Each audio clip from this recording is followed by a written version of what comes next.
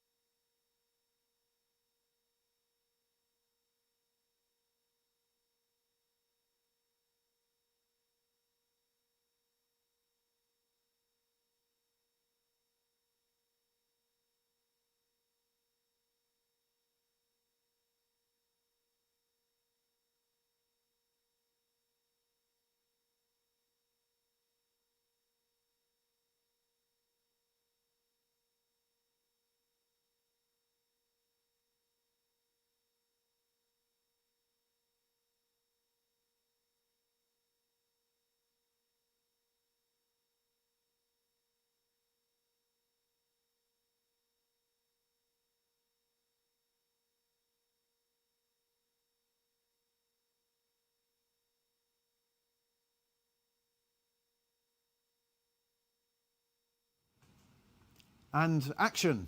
Good evening, and welcome to the fourth edition of the Ask the Ministers series. Tonight's broadcast comes from the Government of Jersey's St Heliers studio. There's a live audience in the house, and we have 4 ministers from the government, including the Chief Minister, who'll be taking your questions. There are plenty of potential topics that we could cover over the next 90 minutes, but there's no script. What we cover is down to you. What will you ask the ministers?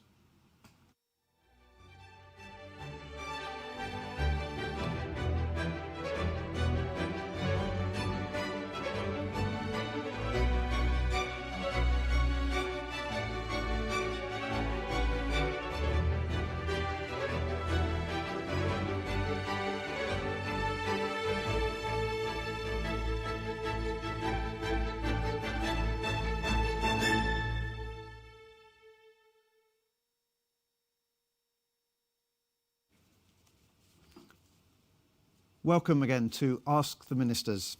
My name's Tom Innes. I'm a reporter with the Jersey Evening Post, and I have four members of the government alongside me to my right.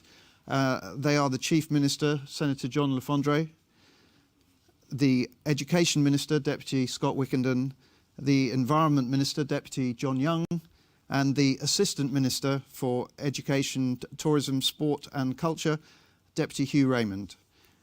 We will be asking questions primarily from you at home, and you can do that through going to the slido.com website, that's slido.com,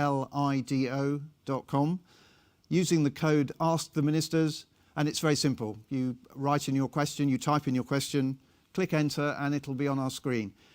If you haven't settled on your question yet, or you see somebody else has asked the one that you were looking to ask, you can simply upvote that. You click a like button and it'll go up to the top of the running order, and that'll increase the chances of it being covered on our during our 90-minute broadcast this evening. So slido.com is the route to ask questions, and we'd encourage you to do that. Just to begin with, we're going to do some introductions where the members of the panel will explain their roles and what they do. Chief Minister, perhaps you need less introduction than others here. You've done a number of these sessions and you appear regularly at press conferences, so maybe, I guess your role, I'd just like you to make some opening remarks about what's been on your agenda this month since we got back to the Assembly, back to the office. Hopefully you had a little time off over the summer, but certainly back into it now. What are the key things on your desk at the moment? Yeah, thanks, Tom. I did get a couple of weeks off, although even during that period we were doing regular updates on COVID, which obviously still remains a priority and will do, I think, for the next few months as well. So obviously in that role, I still continue to chair Emergencies Council and Competent Authorities. The other priorities that very much has been get the government plan out and launched, which has obviously gone public today and was presented to your colleagues and to States members yesterday. We've also been dealing with one or two propositions that hit the Assembly last week, which obviously, from my perspective, ended up in the right place. And obviously the forthcoming big issue is the hospital debate for funding, which will be at the next state sitting. So I think that's enough at the moment. Keeping yourself busy then? Yes. Excellent. And the Education Minister, Deputy Wickenden, just like you to say a few words. Introduce yourself, please. So, yeah, it's Deputy Scott Wickenden. So I've taken on the role of Children's and Education's Minister. What I'm currently looking after right now is all of children's services, all of education. So I'm working on the mental health strategy, making sure that we've got the right employment and we've got the right policies in place for improving our mental health for young people, making sure that we've got capacity and we've got consistency in our care homes, as well as looking after making sure that our nursery schools, primary schools, secondary schools are safe, as well as overseeing, making sure that our education system's right, our higher education. And on the side, I also look after all of government digital, where we're looking at some of the biggest IT programs that Jersey's ever seen. Excellent. And next down the line, the Environment Minister, Deputy Young. Good evening. Good evening, Tom. Yes, my role as Environment Minister gives me the pleasure of working with two very professional expert teams in the environment, firstly at Howard Davis Farm, covering all sorts of vast range of services: water resources, pesticides, biodiversity, fisheries, waste, air quality, veterinary, agriculture science, you name it. That's one team, and the other team is obviously the Environmental Health Office, the regulatory team, and the planning and building and those services that people are familiar with. And I have, do policies in both areas and have to do decision making and also deal with any operational issues that the officers need me to deal with. And of course, the extra, I've taken on the role of the Minister responsible for the Jersey Care Commission, which I'm enjoying very much, and I think it's a very important challenge going ahead in our progress towards those standards. Great, thank you. And Deputy Raymond, first of all, an apology. You were the victim of a duff introduction earlier. It's all the E's this evening, and you are, of course, the Assistant Minister for Economic Development, Tourism, Sport and Culture. So that's your title. What do you do? Well, that's a very good question, Tom. Can I first of all say I'm very honoured to be with the ministers here.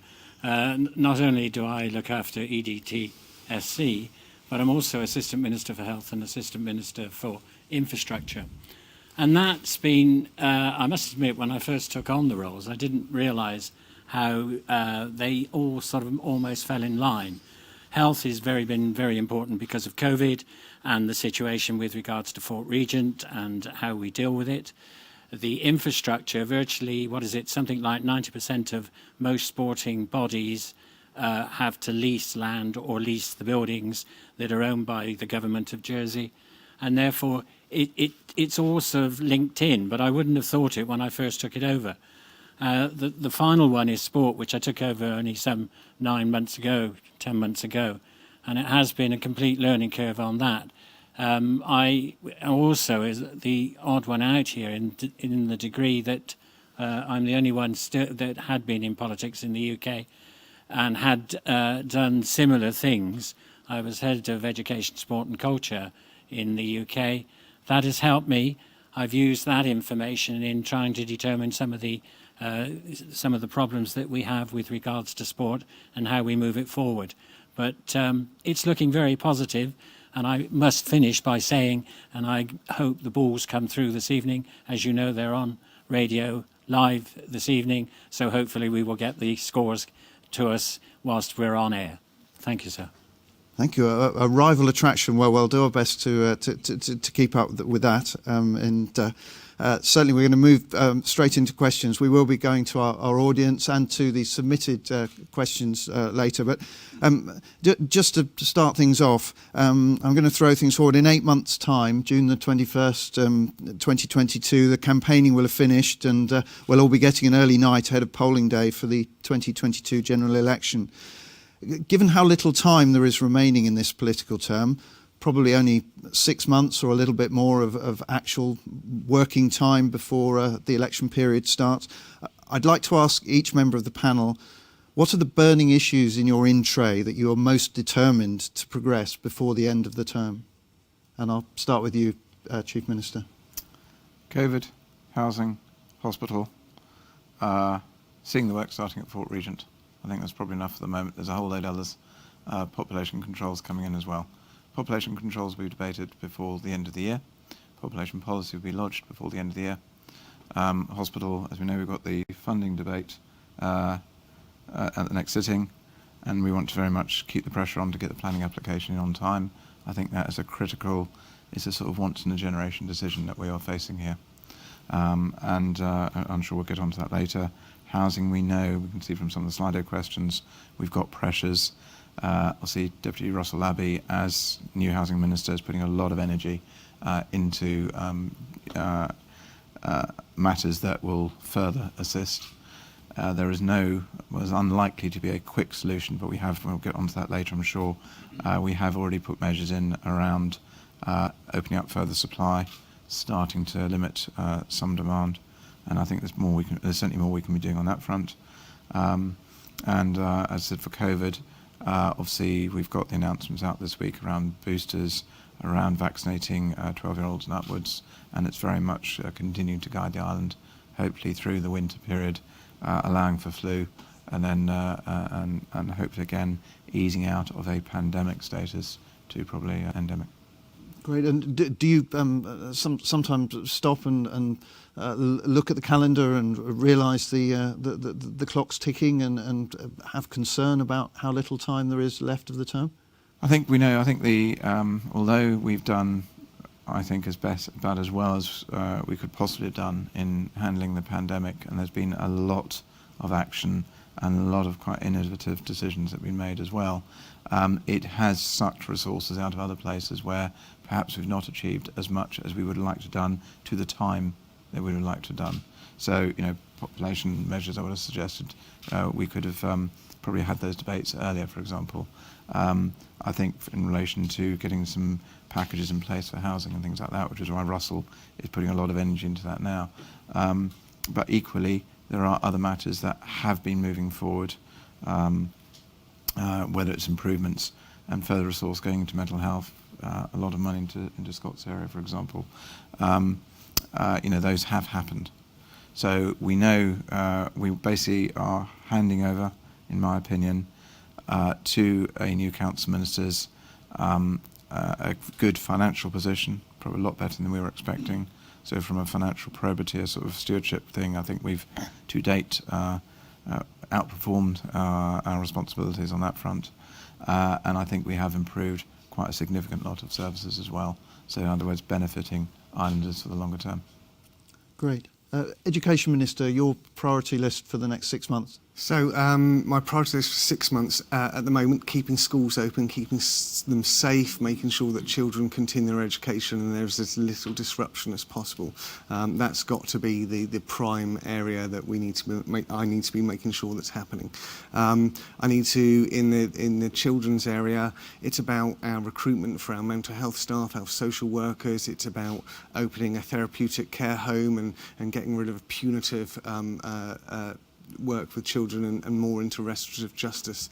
It's about the mental health services that we're providing and how that does. Intensive support youth services, so we're dealing with children appropriately at the right way at the right time, and there's no locking up of children, which is what I want to stop now.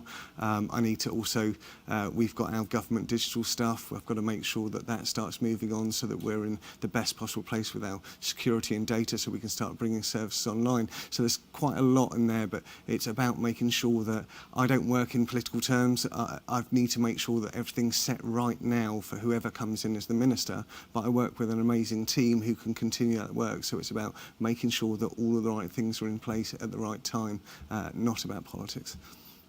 Thank you. Deputy Young. Yes, Tom, well, one of the things about environmental work, obviously, it tends to be more medium and long term. But I'm really pleased to say that certainly, although we have been disrupted rather with COVID, that slowed some progress, I think the next months will see the very big task come to fruition. I'm determined to see these through. Obviously, the very big one is the island plan, the draft island plan. It's out there. It's now ready and gearing up for the planning inquiry in November. And that will set the whole framework of planning policies, major policies for housing to enable us to make an increase in supply and improvements to our urban environment. All those policies there, and I should be working hard with the support of my colleagues at the Council of Ministers to get that through the States. That will be in the spring. That is crucial. The other big piece of work, of course, is the carbon neutral work. Obviously, that's had to go on apace. We're on a timetable there. And there's a roadmap which I expect to be able to bring to the Council of Ministers very shortly, and then result in a publication of what we think the route through into enable the island to achieve those objectives, because we have to respond to the climate crisis, and that ties in very well with Britain's leadership on COP26. And of course, there's other stuff. I want to see an end to the fishing issues. Well, it's an example of an operational issue, but I want to put that behind us. And there's all sorts of other work on trees and also dealing with water contamination and pollution, where all those works are coming through to fruition, and there's a number of draft laws in place. So it's a huge body of work. My intention as a minister was to make sure that I leave my term of office as minister with a much better place for the island to look after our valuable environment in the way that we really need to do now. Thank you. If I can come back on fishing at this point, is the government going to extend the amnesty period again? And if so, what are they going to do to ensure the French fishermen stick to our laws in the meantime, after there's been fishing in bream breeding grounds and the breach of tuna restrictions over the last few months? Much as I'd like to reveal fully all that's going on, obviously we're working with the UK and Lord Frost and others on the strategy here. So we are expecting to make an announcement very, very soon. There has been an improvement in dialogue recently with the French, and we've received more information, and I think we expect to be able to make licensing decisions very soon and be able to make an announcement. I'm hopeful that will be within days.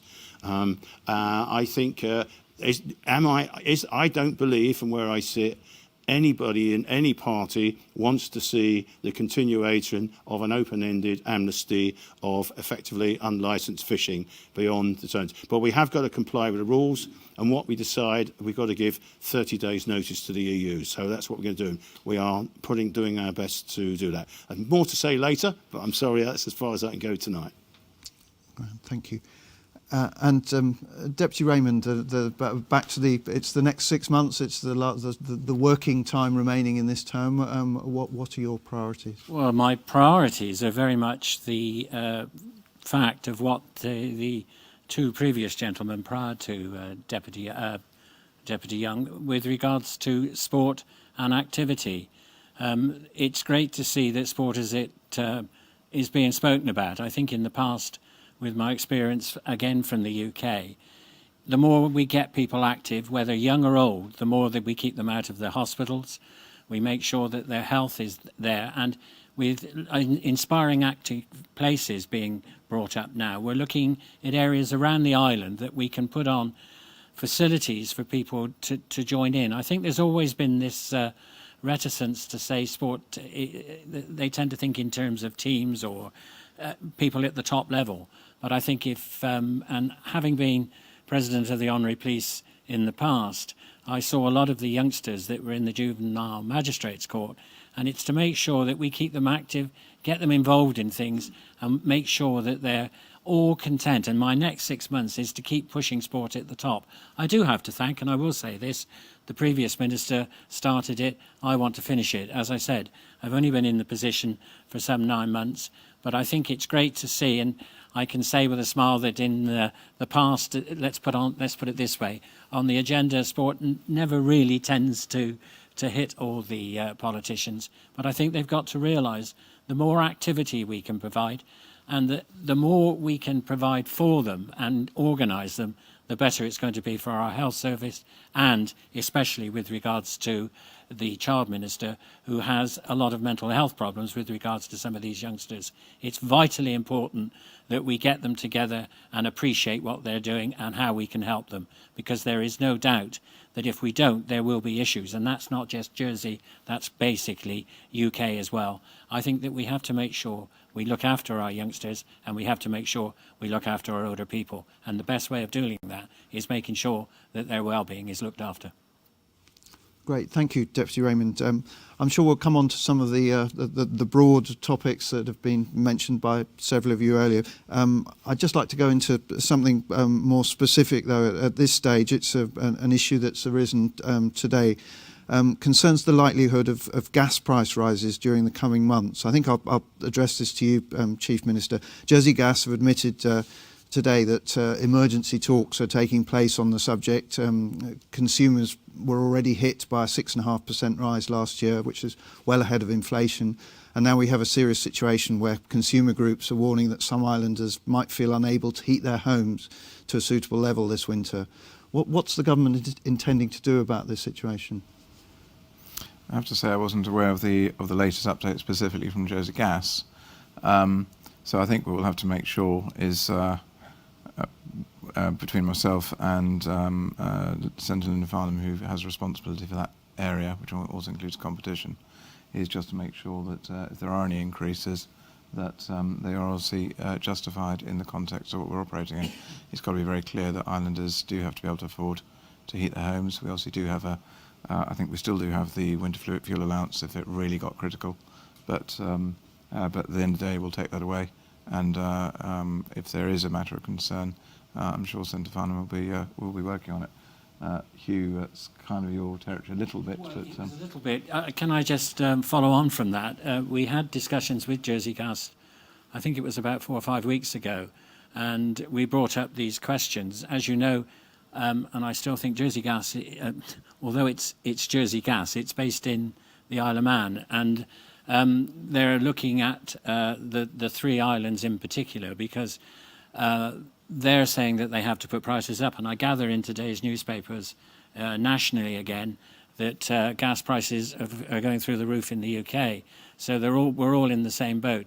But I think it's essential, because I think one of the things that we came at, and Senator Farnham was very pointedly coming out with, is there's quite a few people with gas central heating, they're older people, and to change back to oil or change back to electricity is not going to be cheap, and therefore we must be looking at it. And there is movement afoot to discuss this with Jersey Gas in particular. Great, thank you. We're going to go to our audience now. We have a gentleman here. Simon, I'll ask you to introduce yourself more fully once the microphone's with you. Simon, please, your question. Thanks very much. Simon Matthews. 3 of the ministers present voted for Monday's Corn Riots holiday in February 20, and one of them did not, Mr. Raymond. In light of recent launch of the consultation on the island's identity, do you think it's important that we celebrate events like the Corn Riots, celebrate our own identity, and what does Jersey's identity mean to each of you? Do you want me to go first? I'll start negatively and then go forward. Yes, you go negative. I mean, the easiest thing in the world, Simon, would be to turn around and say, yes, the next time it comes, I'd vote. I think one of the reasons the discussion took place was that we were concerned we were going through COVID, and we were going through the COVID position of trying to get people back to work, trying to get the economy going.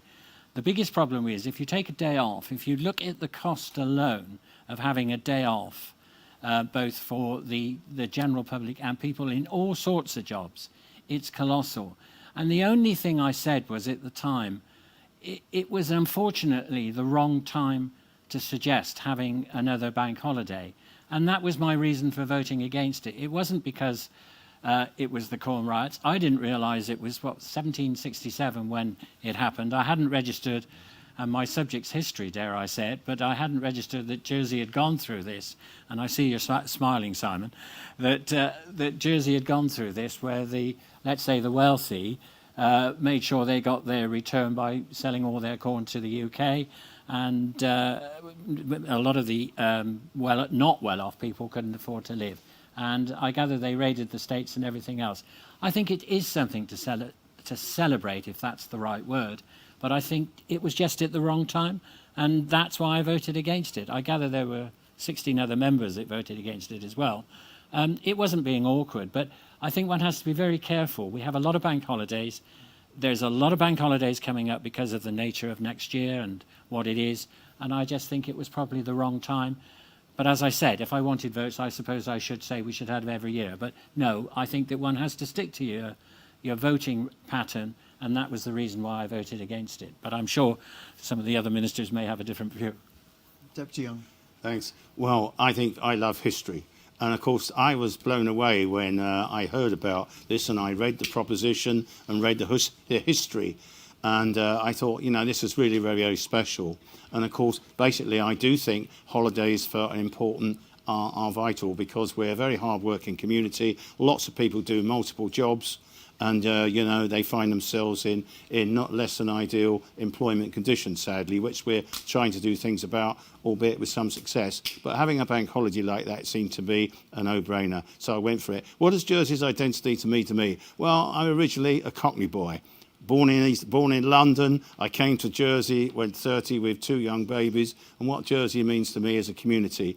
And I think the test, I was thinking about it earlier, when I arrived here on the boat, and we arrived at the house where we were booked in to work for the States, 43 years ago it was, there was two cartons of milk and some bread that our neighbours had left for us and our children. And that experience has never missed me. Lovely neighbours who welcomed us to Jersey. And that's, I think, the quality, what I think Jersey identity. And of course, it's got all this fantastic, what makes it different and special. That's, for me, what I want to see continue. So let's celebrate the Corn Riots. What will I be doing? I'll probably having a bit of a rest, actually, or going out for a bike ride on Monday.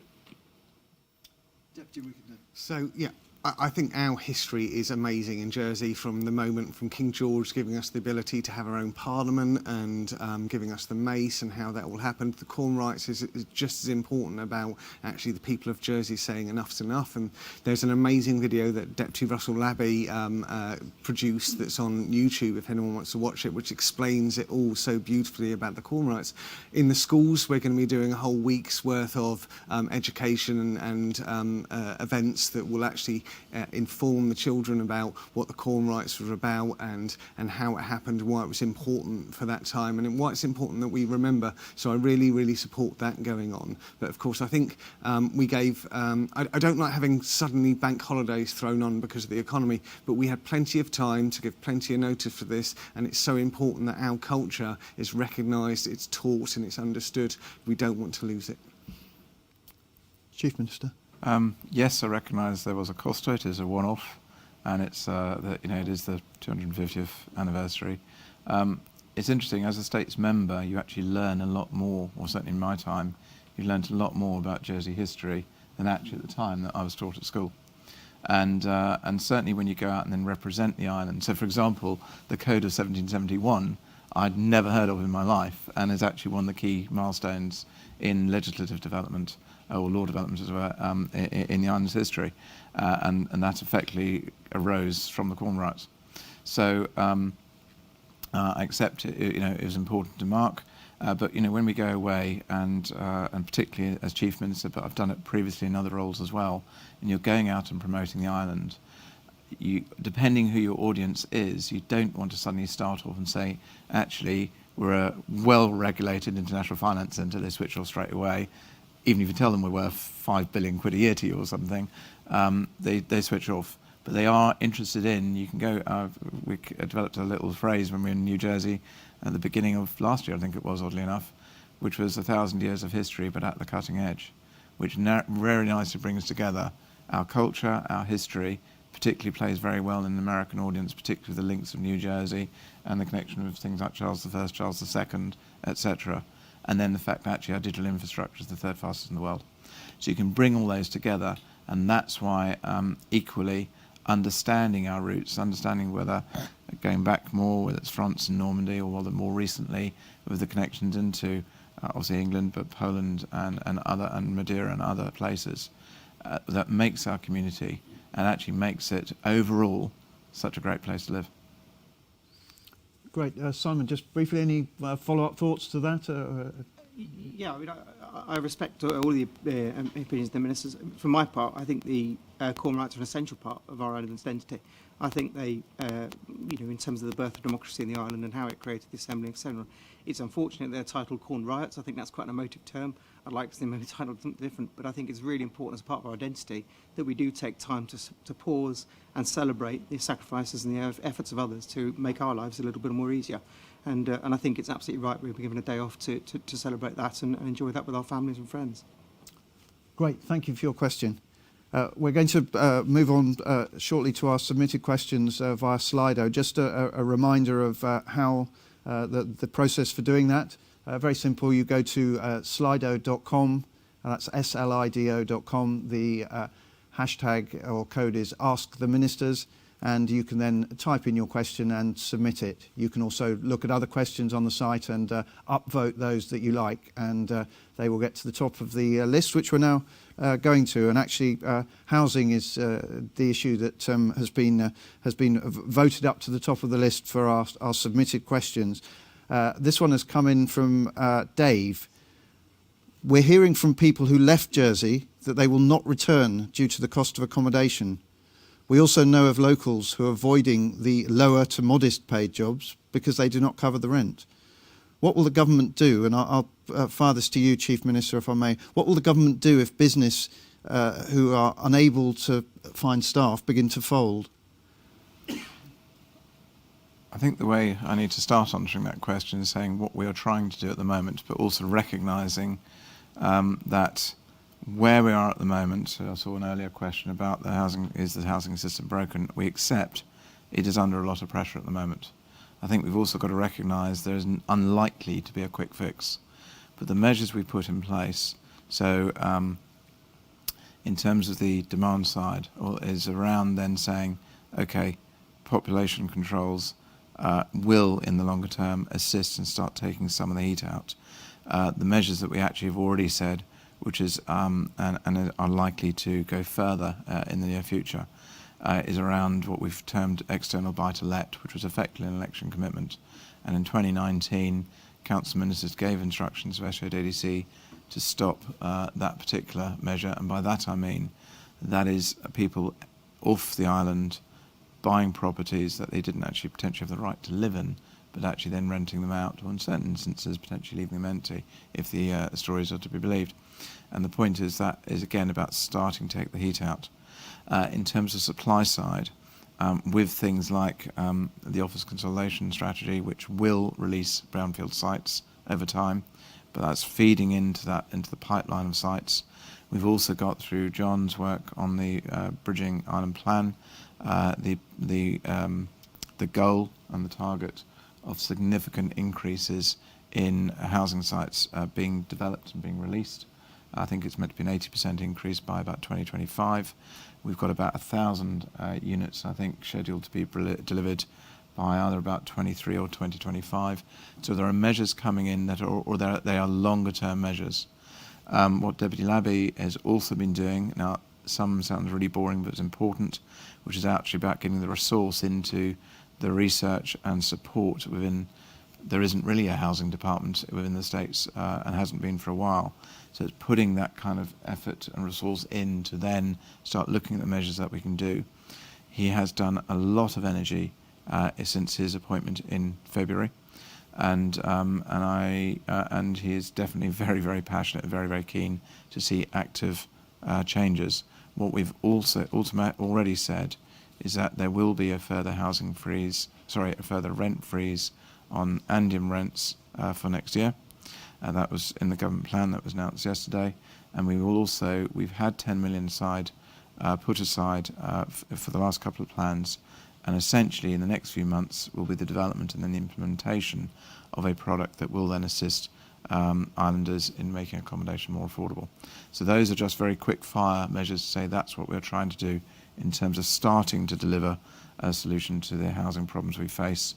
There are a number of discussions going on which will come to fruition over the next few weeks, where you will then see some further measures coming through. I don't want to elaborate on those at the moment because we've got to make sure they do work and don't have unintended consequences. What you don't want to do is increase even more demand in there, which then just pushes prices up even further. Great, thank you. I'm going to move on to you, Deputy Wickington. There's just a number of people who are young people who are at school at the moment will be maybe looking to buy property in 10, 15 years' time. With one-bedroom flats currently costing anywhere between 350 and 450,000, is it time to admit that for most young people, Jersey's no longer the place to be because it is simply unaffordable? Will those people who are at school here now be potentially leaving the island sometime soon after they finish school?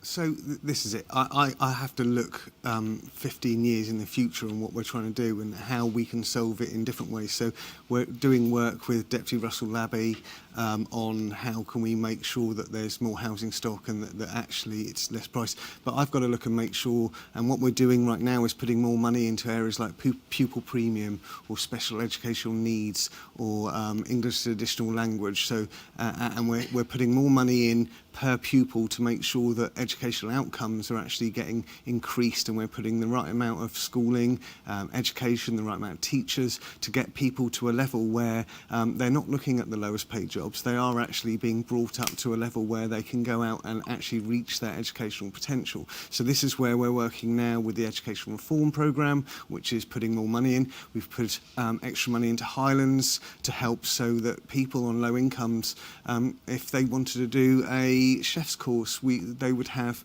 their knives and their equipment or mechanics that they don't have to worry about having to fund the tools that would be able to then get them to train up in an area that's got their interest, that can give them the best jobs in the future. So we're starting that work now. It started with Senator Tracy Valwell with the Education Reform Programme and the first government plan and £47 million that's put in there. I am absolutely determined to carry on that amazing piece of work to make sure that the funding continues to go in, that we're putting the support for the children at the lowest end to be bringing them up, and that's what I'm committed to do.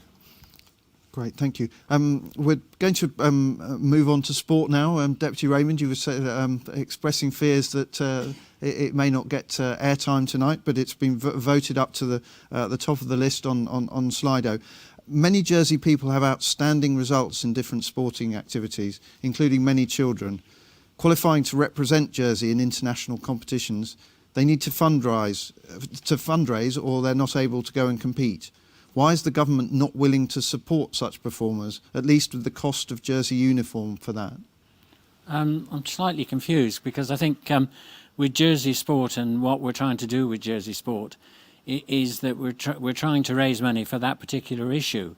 And with the lottery funding and some of the grants that we've had as well, it's looking a lot more positive. I think the biggest problem we have is that an individual stands a far better chance of being sponsored than somebody that's an individual within a team. The unfortunate thing about that is if you're a good footballer, rugby player or whatever, you physically have to get off island.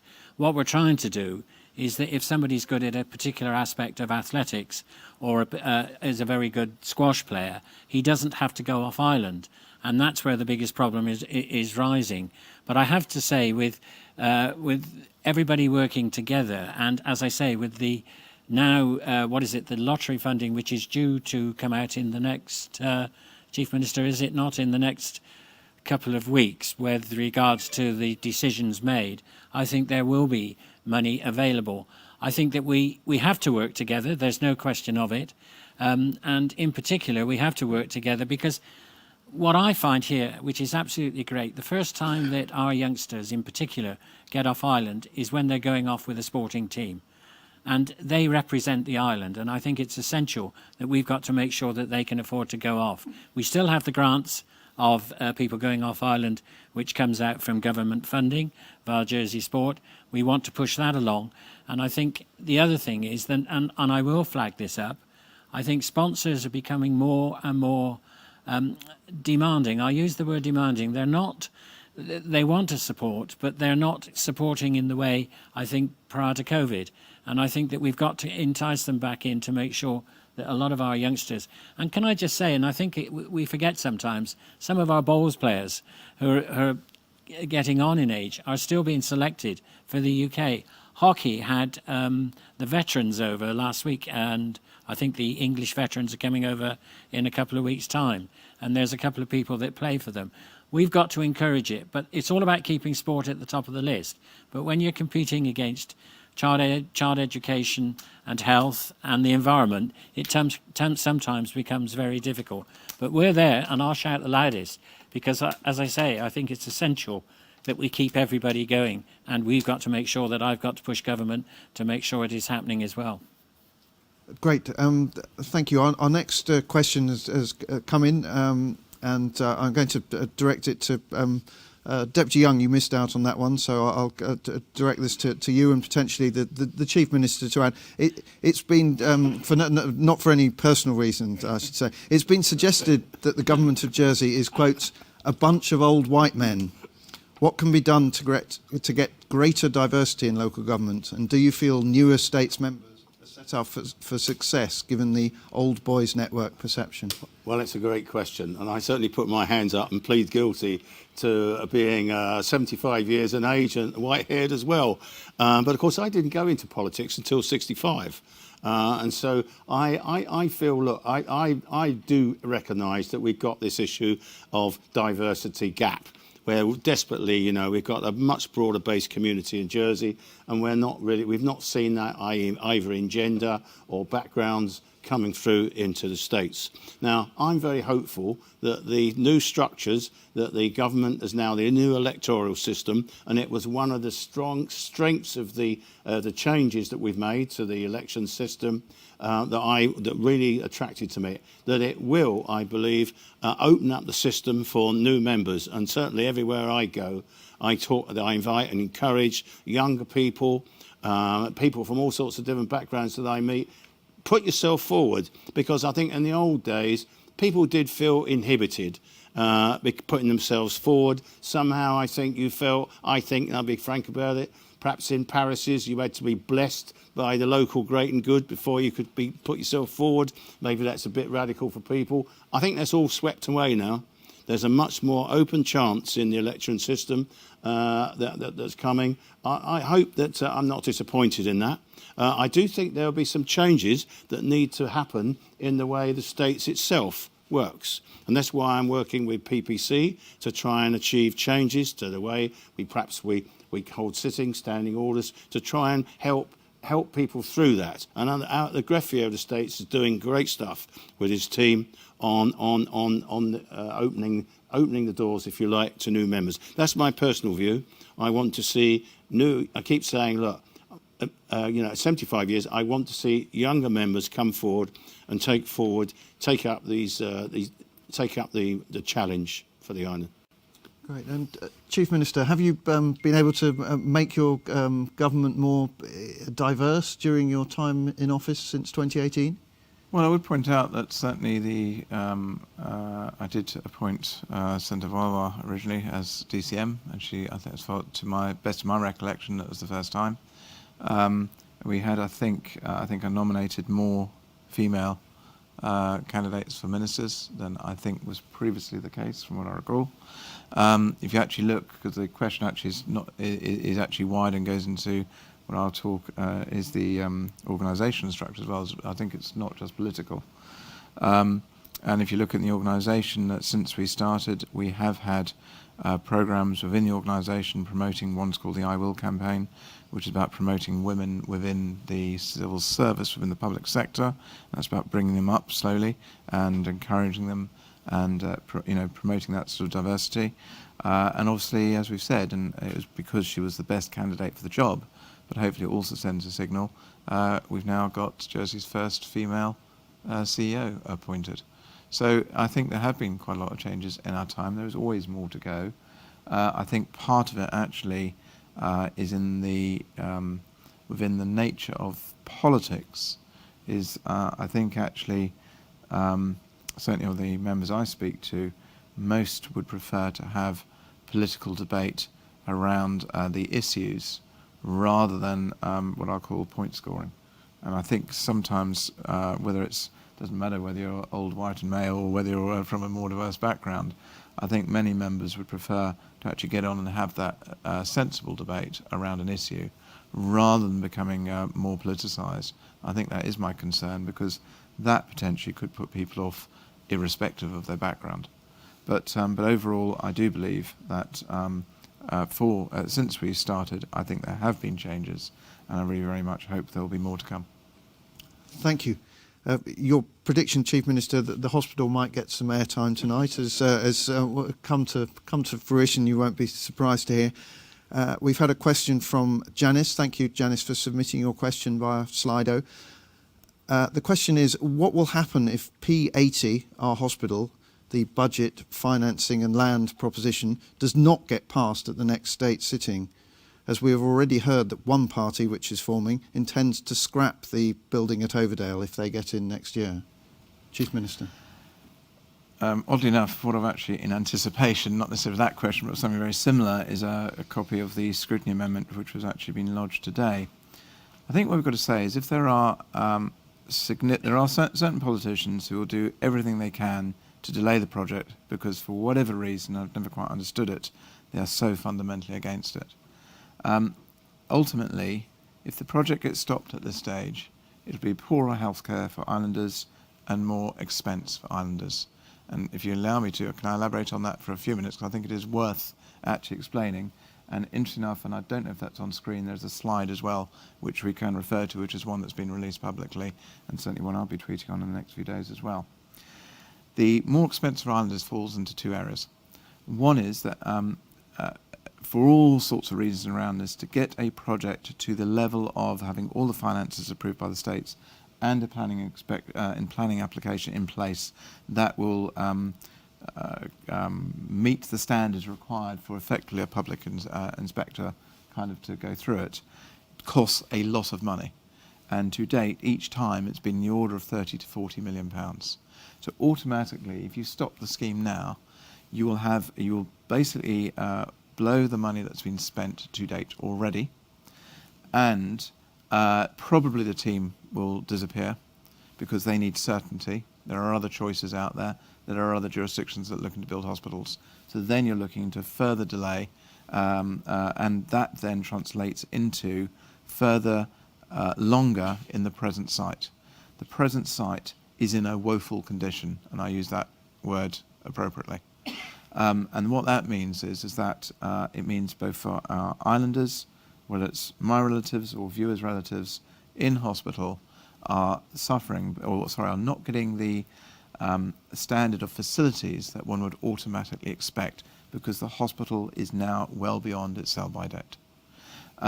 It also means that actually for our staff, who do a fantastic job under poor circumstances, and you know, it literally, to the extent, it gets to the point that sometimes if a space becomes free, it gets clogged up with equipment because there's nowhere else to store it. And as that they need that space, then they have to move things around. It's you know, in winter, pipes freeze and burst. In summer, the heating, the air conditioning isn't working. So you think about those conditions and how you attract good quality staff, and also if you have an up-to-date, fit-for-purpose facility, you can think of all the technology and things that actually many other facilities are using, and we just don't have the ability to do. To go to the more, so that's part one of the expense. Part two of the expense is what's on screen. And I'm presuming that's on screen for viewers as well. This is obviously public domain. What our numbers are saying under our present proposals is that if we borrow and don't use the reserves, ultimately we are about £1.7 billion better off. And the reason for that is that you can borrow at rates that are so low that, for the sake of argument, that borrowing might cost you about £15 million a year, say, but the rates of return that we're getting on our investments is a lot higher, probably in the territory of around £35 to £40 million each year. That difference explains why, under our proposals, we're saying we borrow because it is cheaper, and we let the reserves grow, and then they can repay the capital in the 30, 40-year time frame. And what that graph is showing is the dotted lines, the sort of blue and grey, are the ones that say that if we borrow and just that's what the reserves would do if we leave them intact and we let them grow. And the little dips are us repaying the capital of that project in 30 to 40 years' time.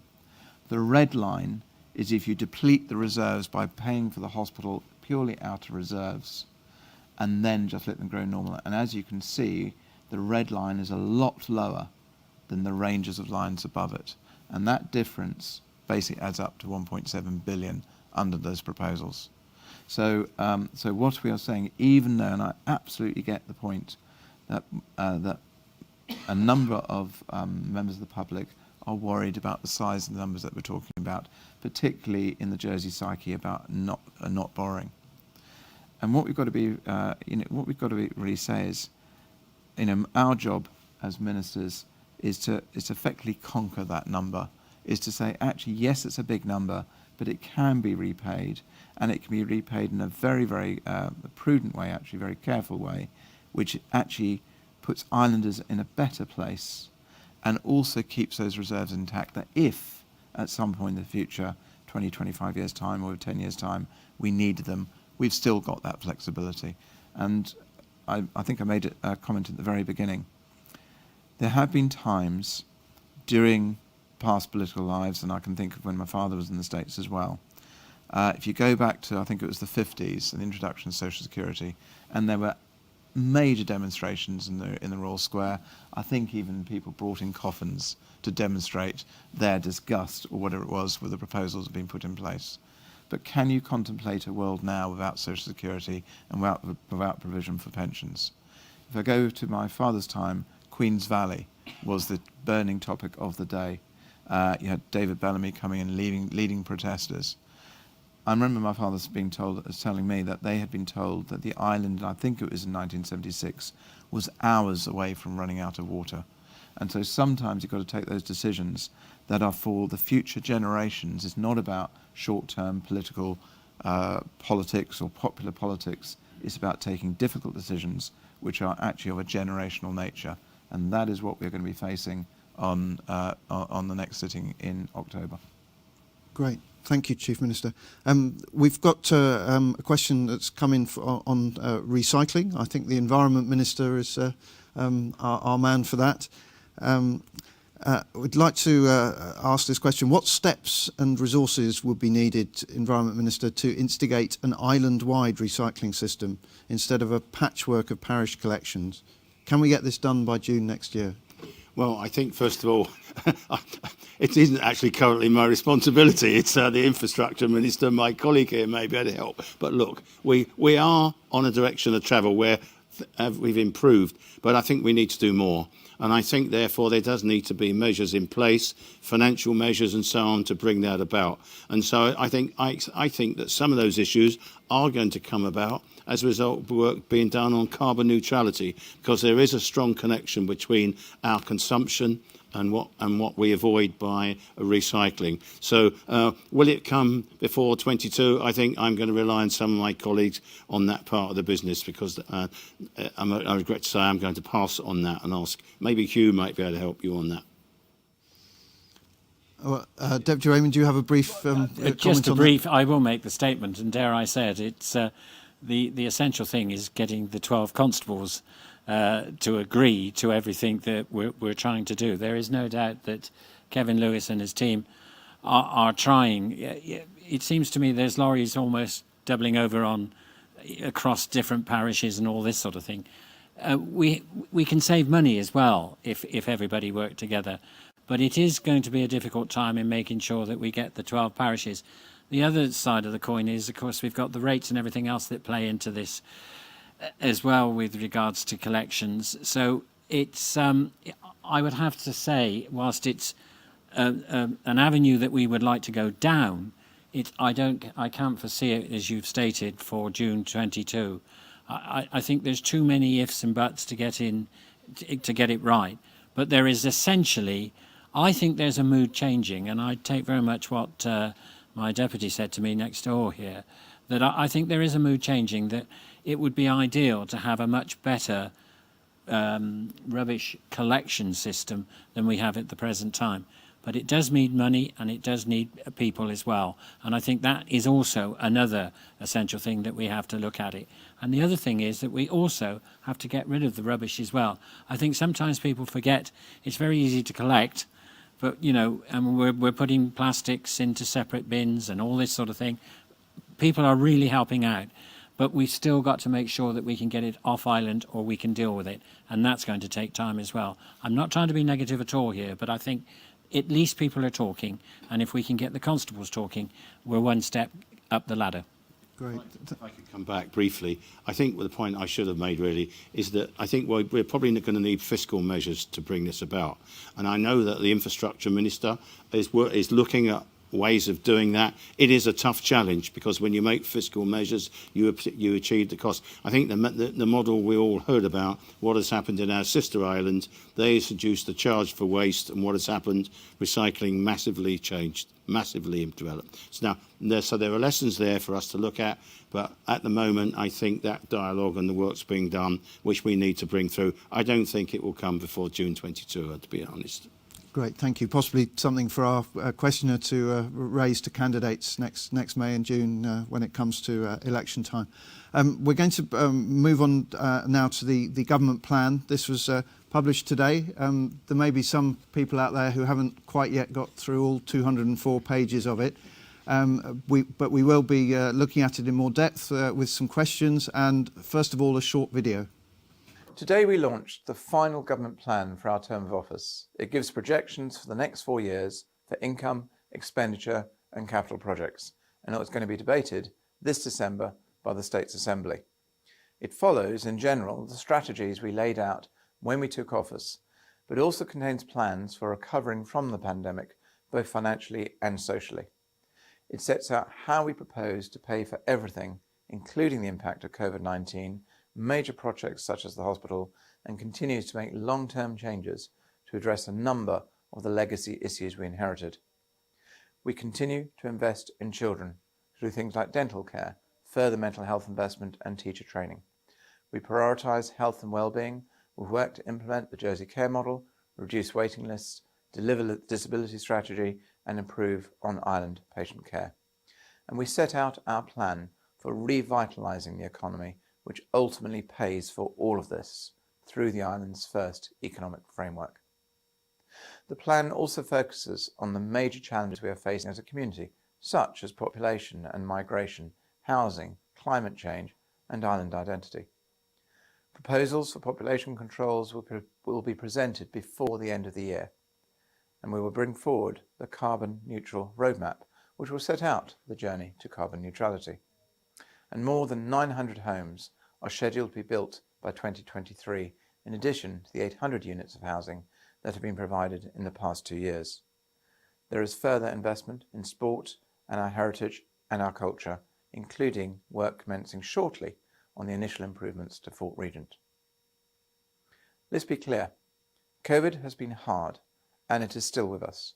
But as an island and as a community, we have come through this together to a good place, and we remain optimistic but cautious for the forthcoming months.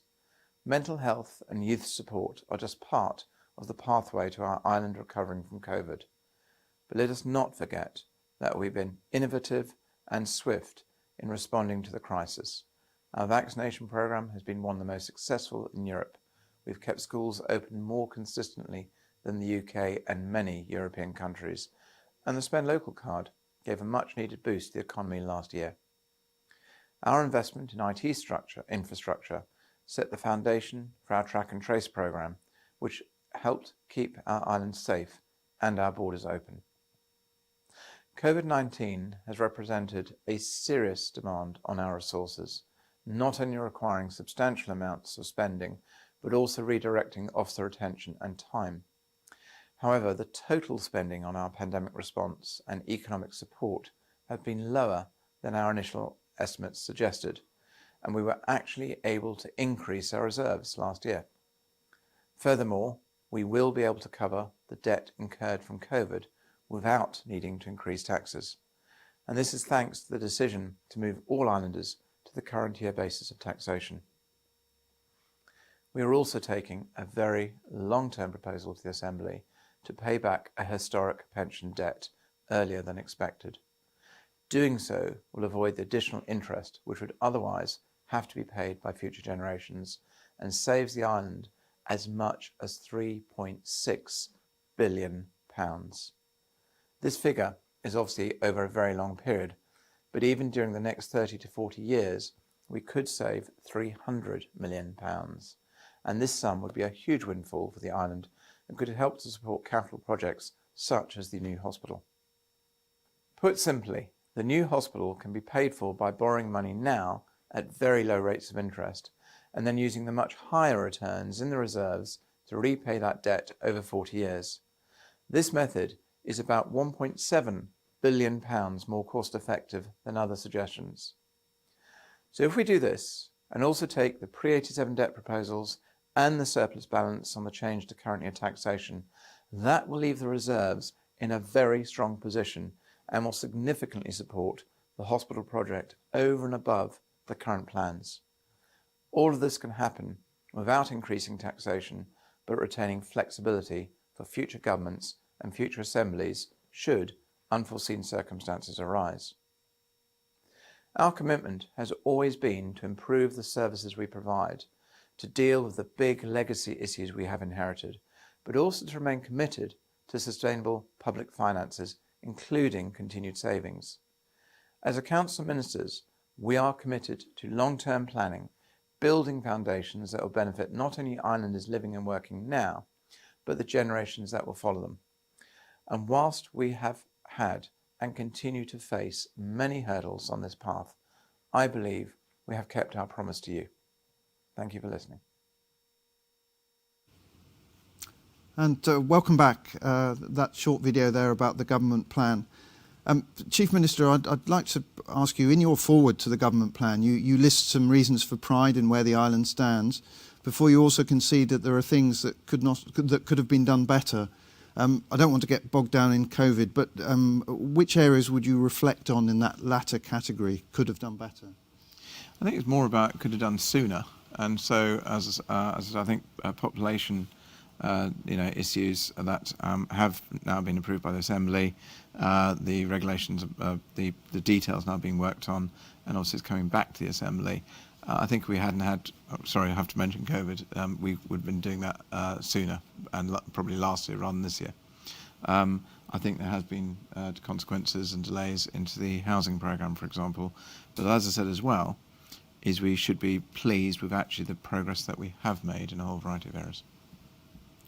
Great, thank you. We've got more questions now from Slido. Just a quick reminder, there is still time to submit your question via the website slido.com. Use the hashtag #AskTheMinisters, type in your question, send it, and there's still time for it to be voted up to the top of the list before we close tonight. We're going to go to the Education Minister now, Deputy Wickenden. This is from the Student Loan Support Group. Parents are telling us about student grant application issues. Students have now gone to university without their award letter or funds that they're finding it difficult. Sorry, this is I'm just reading this out as we speak. They're finding it difficult or impossible to find out where their application is in the system. How many applications are still to be processed? So I've been made aware of just a small amount of applications where parents have been in touch with me directly to say that they haven't had their grants. I've been dealing with them on a case-by-case scenario. There have been a lot of situations where documentation that was requested hadn't been put through and we were waiting for that. They'd been chased up. If anyone has still got an issue with their grant and they feel like they're not getting the answers, I would request that they email me on s.wickenden@gov.je and I'll get that absolutely prioritised. It's not a large amount, it's a small amount that are going on, and we are getting through them. So I don't know how many haven't been done, but if people do feel like they've not had their application processed, please get in contact with me and I will prioritise it for them. Great. Well, we might check in with you later in the week to see how much has been coming into your inbox on that. Thank you in the meantime. The next question via Slido is from Anna. This is to the Environment Minister. Deputy Young, do you feel that your voice within the Council of Ministers is diminished now that most of your colleagues are members of a political party which you've not signed up to yourself? Right. Well. One of the great things about the Council of Ministers is it's a coalition. When I joined it, there was a mix of opinion across different spectrums, and I think it has changed. Changed perhaps in a way that's not quite where I am, but I don't think my colleagues would think my voice has diminished because we have some very robust discussions.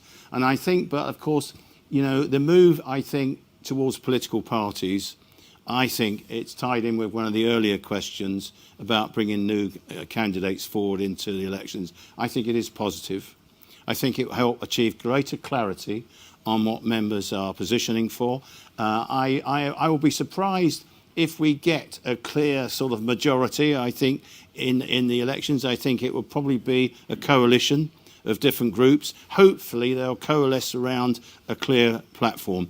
So I think, no, my voice is still there, but I think Jersey's going through changes, and I think the changes we're going through in political parties is healthy. And I think that will settle down and from the next elections, and we'll see, I think it will, change the island quite a bit. Thank you. We're going to move under the economic development umbrella now, and that's one for you, Deputy Raymond.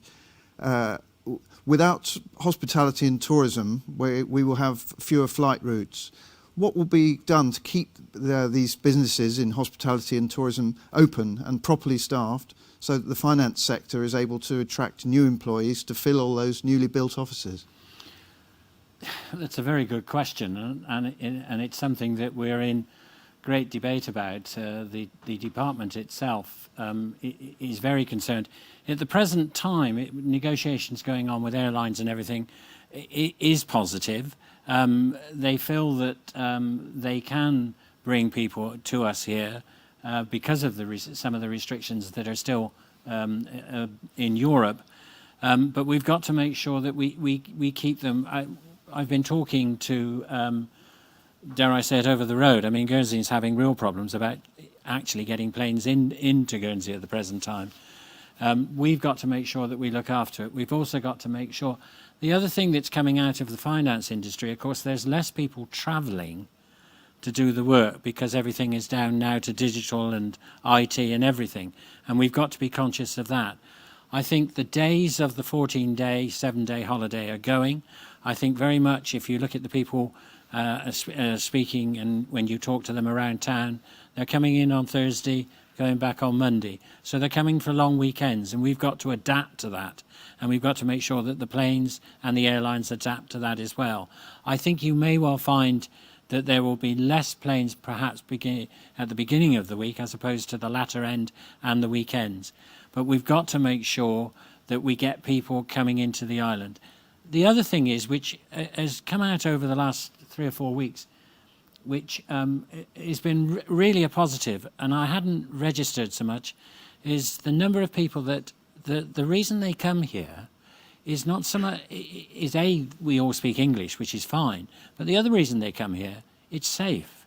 It's that 4-letter word. I mean, if you'd have heard those people that took part in the triathlon over the weekend, they weren't talking about, they were talking about what a good site it was and what a place to swim and run and cycle. But the most important thing was they could walk about the island. They weren't being pestered. They felt safe. They could take their bikes up to the hills and everything else. And actually that came out very much. I've had a very long letter from the RFU and from the Lions, who said it was one of the most safest places that they've been to. And bearing in mind they just come back from South Africa, you can imagine they were locked.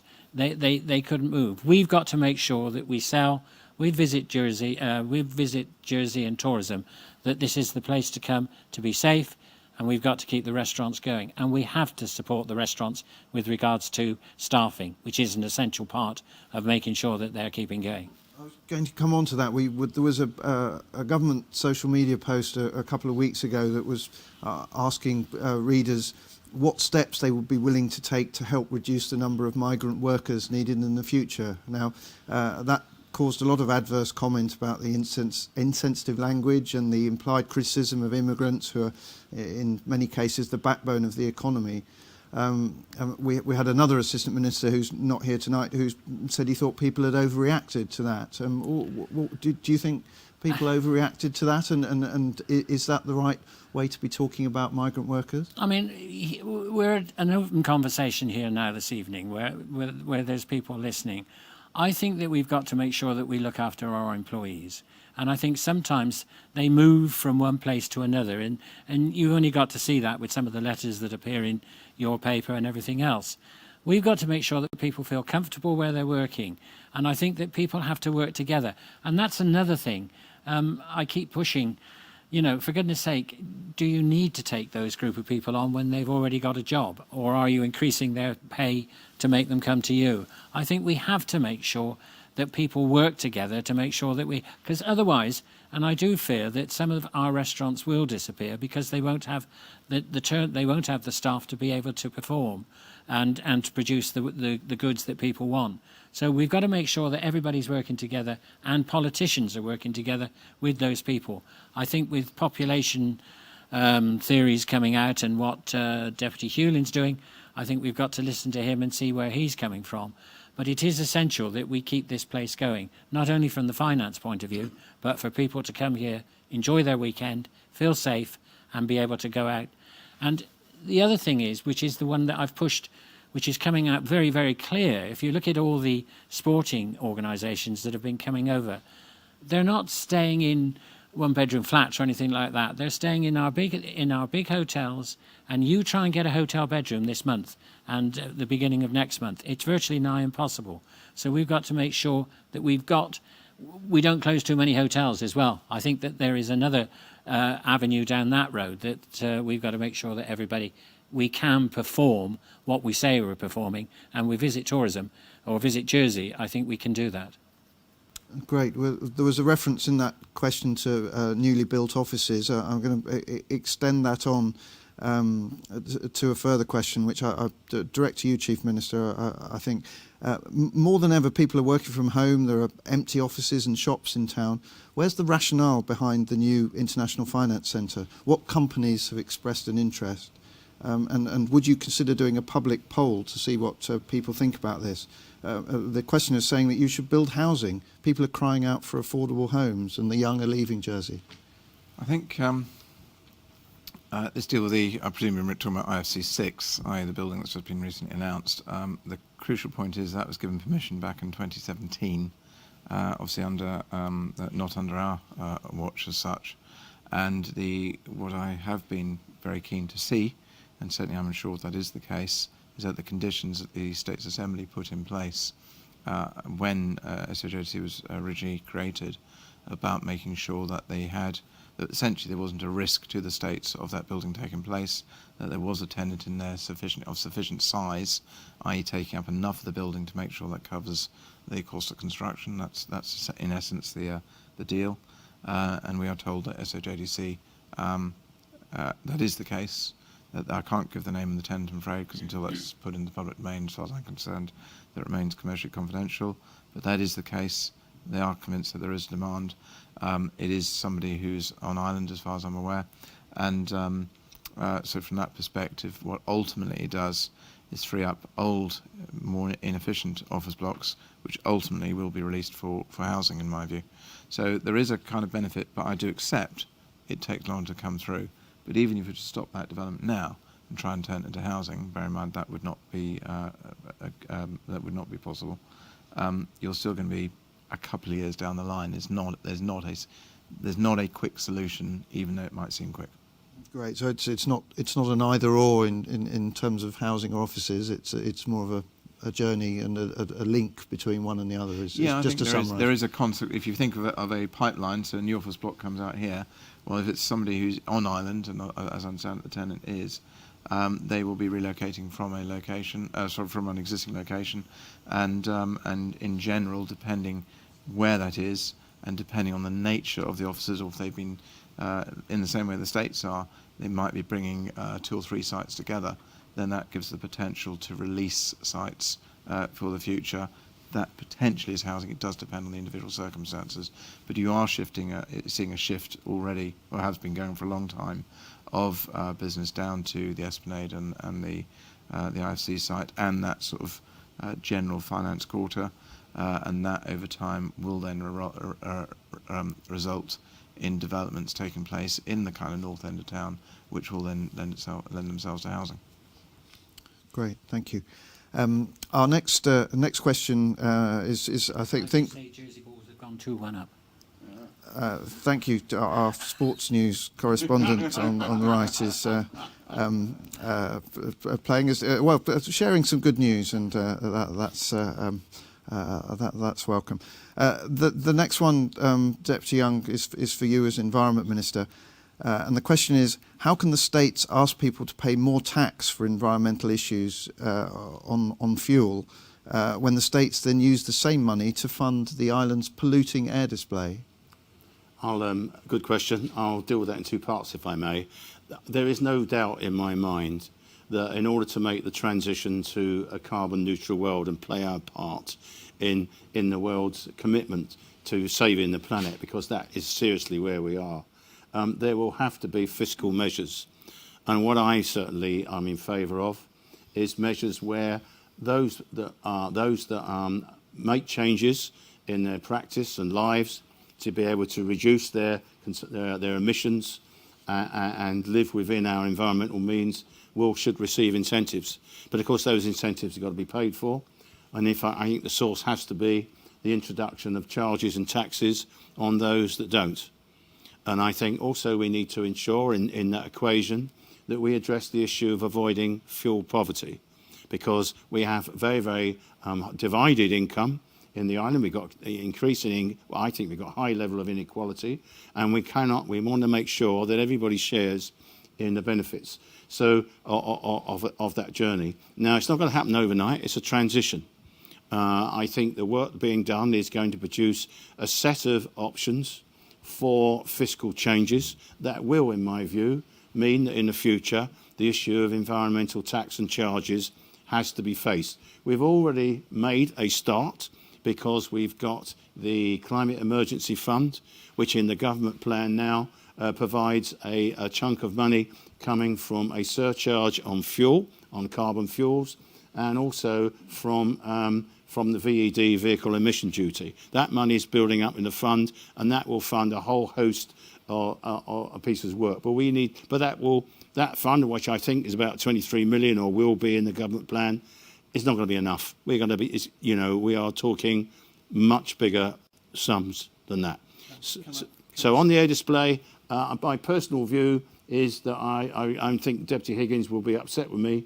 I've never been a fan for this reason. That's my personal view.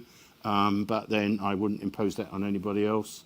I think that there is issues, but I entirely accept that tourism it has been in past years a real asset to tourism. So that's my personal view. Could I add something to that, which is, for me, I think you've still got to allow a sense of fun and a sense of the novel. And we've got to, again, we talked about island identity, and yes, environment matters will come through and they're incredibly important.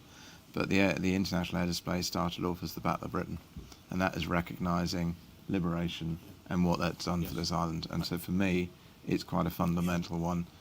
Yes, there is an environmental cost, and I'm sure, firstly, there are offsets we can achieve on that. It's a one day, once a year. But I think secondly, as technology improves, and certainly my understanding within the aviation industry, there is a lot of technology starting to happen around how you reduce the emissions for aircraft as a whole. And I think over time you'll see that coming through as well. Yeah. Can I add, I accept the memorial flight from my remarks, because I think that is an important aspect. But that's Great, thank you. But we're going to move on to utilities costs next. This question has come in, and I think I'm going to put it under the broad business heading and direct it to you, therefore, Assistant Economic Development Minister. This is from, it's Deputy Southern, I was going to say. It's not from Deputy Southern. Well, it might be. It's anonymous. But it's about Deputy Southern, we know that, who raised concerns over price increases and the apparent lack of competition monitoring over utility providers to islanders. What are the ministers, what are your response to this, Deputy Raymond? I'm just slightly dumbfounded at the moment.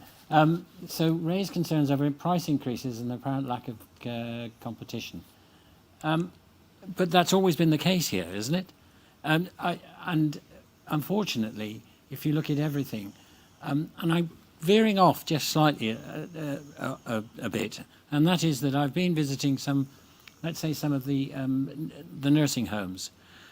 What people, I don't think, are realising, but they are at home, but the cost of actually running now something from the basic level, I mean, we were talking to a couple of homes where the cost of just food alone had gone to the level that, they couldn't keep up. The prices were just going through. And I'm just wondering where he's coming from, that how you get the utility providers to provide something when the cost of maintaining those utilities is going up. It's not them deciding, everything else is going up, so we're going to put it up. They're having to put it up because the cost of providing those facilities are going up as well.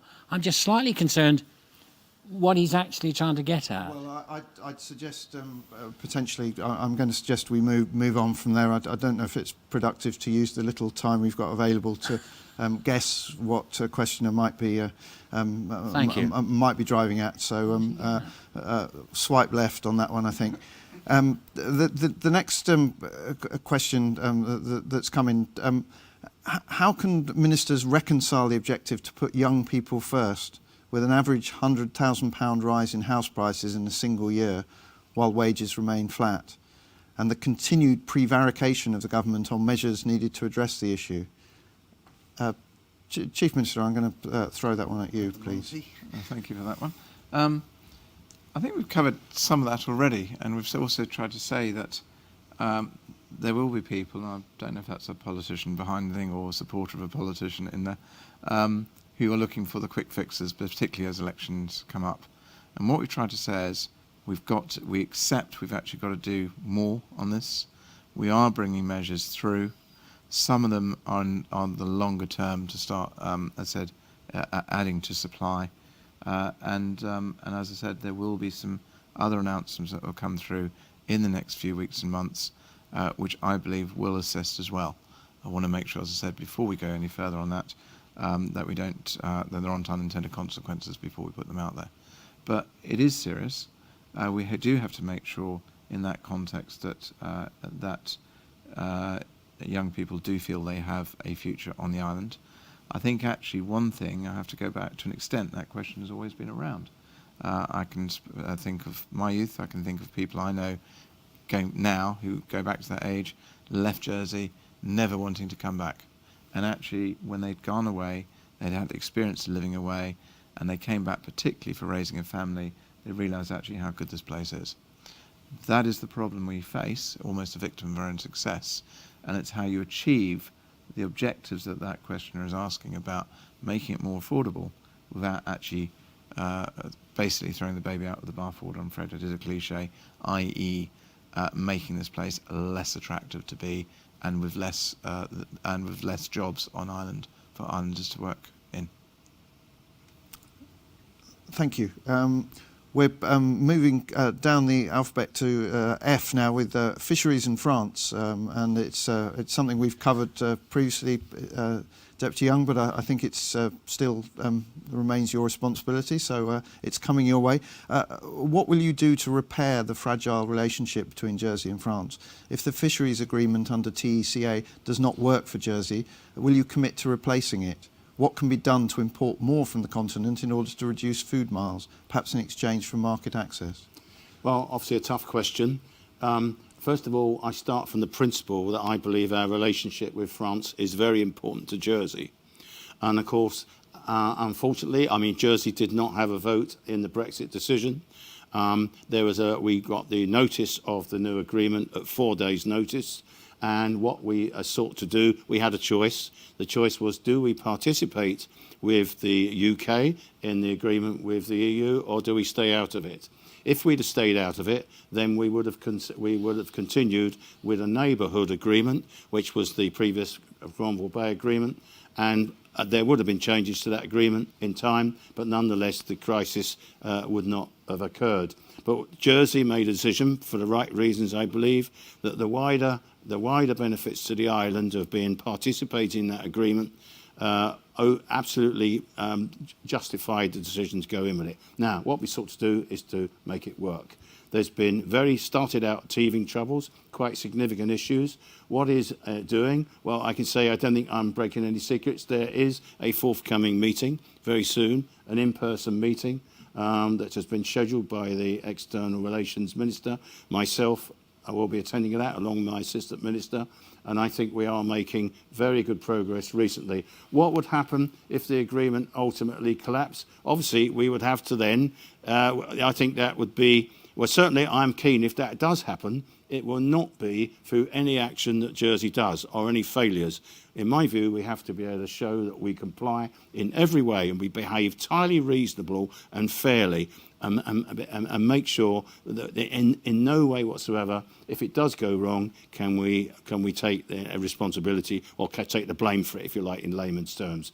I'm very hopeful that we will get this through this period very shortly, and I hope to have more to say in it and more positive news soon. Great, thank you, Deputy Young. We're moving into the latter stages now, and potentially the last question, which I'm going to exempt you from, I think, because I think you're on record as saying that you won't be seeking re-election next year. However, to Deputy Raymond, Deputy Wickenden and Senator Le Fondre, do you expect to get re-elected in 2022? Deputy Raymond. I'm still pondering whether I stand. I think that it's been quite an eye-opener to me. I came in very much on the view that, with quite a bit of experience in the past, that we're all trying to do... The one thing I will say is that you gain respect of all the people within the House. I don't think there's anybody in that House that is not trying to do the best for the island. I think sometimes we become very personal, which is a shame, and going back to what Deputy Young has said, I think there is the the fact that with parties, at least you might be able to get away, because I've been very much used to you took on the policy, not the person. And I think sometimes personalities get in the way of some of the decisions that are made. But I do respect everybody. They have their own views, and they are also all trying to put Jersey first, which I think is the essential thing. I don't think there's anybody in there that isn't. I'm in two minds, very much like Deputy Young, getting along in the stages of age a bit, and do we really want to?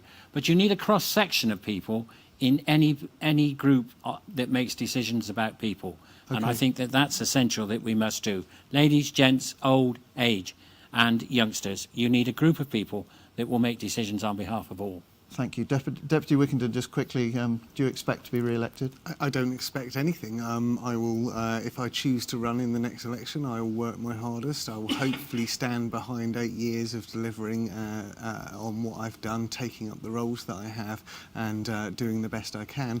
That's all I can ask. But it's up to the electorate to go. I expect nothing. I know from doing my second election last time, it's quite daunting, and you do hope that you get the support you want, but you don't expect anything, and you've got to be prepared for that.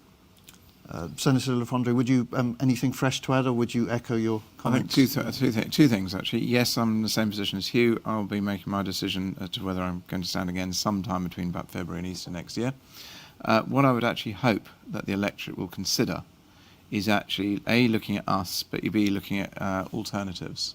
Is that, are they going for somebody who's making political promises that have no hope at all of ever being achieved but sound great and populist?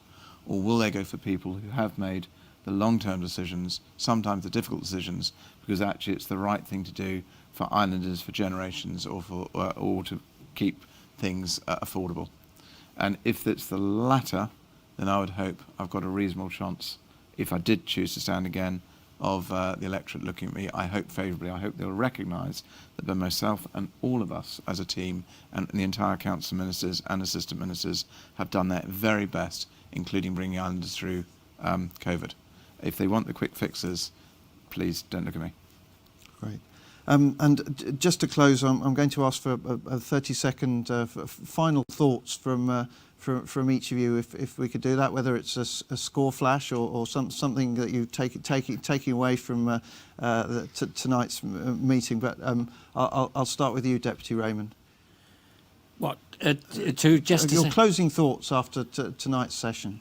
I have to say I was very concerned about what this was like. I mean, I've done interviews like this before, but it's been fascinating. It's been very well run, and I have to say the questions have made us all think, which is what I think is what politicians are here to do. So I have enjoyed this evening, and I trust that the people have hopefully been acceptable to some of our responses. But as the Chief Minister said, I think that people must make the decision on their people as to what they're going to do for the island of Jersey and its inhabitants. Great, thank you. Deputy Young. Well, I think the questions haven't surprised me. Housing, absolutely. We are in a very serious point. Personally, I think it's not far short of a crisis. But there are, if the Housing Minister were here, Russell Labby, he's doing a brilliant job trying to pull this together, and I will support him anyway. The island plan is crucial of that. But for me, I think this is, it is a good process, open, transparent government. I think open debate, being honest, accepting that there are no quick fixes in many of these things. There are no instant answers, and also, in many ways, we get what we pay for. You can't eat your cake and have it. There we are. So they're old-fashioned sayings, but there we are. I'm afraid those are lessons that I think in the new government, I think if we have those in mind, whoever is in office will stand us all in good stead as a community. Great. Deputy Wickenden, just your closing thoughts. Nice Quickly, thank you everyone for taking part, whether it was online or in the studio today. And I just want to say it's been a really good experience, and I want to thank all of the staff that work in the civil service that help run this island, because they've done a great job throughout COVID. Great. And Chief Minister, last but not least. I was going to say, we're actually not entirely out of time. Two things. I want to thank you, and to thank all the team for bringing us all together tonight. I think it's been a good evening. I think if you look ahead, The time that we've got left before the elections, as I said earlier, is about, do we leave the island in a better shape than when we came in? And in my view, we've taken some very difficult decisions.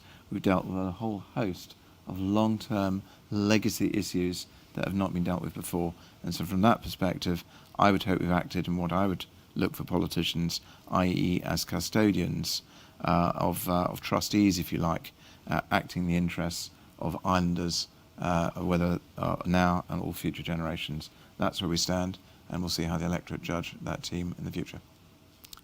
Great. Thank you, Chief Minister, and thanks to everyone on the panel this evening. You stole a little of my thunder for thanking the production team here at the studio in St Helier for their hard work. And it only remains to say that the next Ask the Minister session will be on the 2nd of November. So that's a date for your diary and another opportunity to fire questions in at members of our government. But for the 21st of September, that's all, folks. And thank you very much for tuning in to Ask the Ministers. Good night.